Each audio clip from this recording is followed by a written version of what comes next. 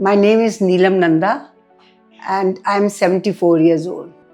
And my husband Sunil Nanda, 77. Since 2 years, he was going to different doctors, different treatments, but there was no faida, you can say. Then somebody suggested Dr. Maria. Even then, we took quite a long time coming here. Who had come to us with considerable discomfort in his right knee.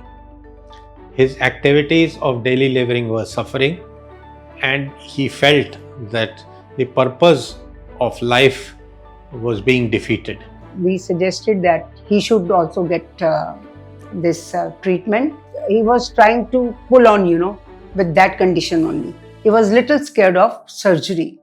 He wanted to be himself again, get rid of the pain, and enjoy his life. He underwent a knee replacement less than a month ago, and happily, he's already finding a huge change.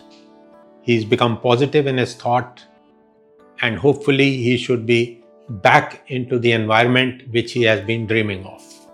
And I'm really impressed by his behavior as well as skill. And now it is more than 3 weeks. I'm feeling comfortable and I start walking with the stick. I really appreciate this gentleman who is doing a lot of work for the people.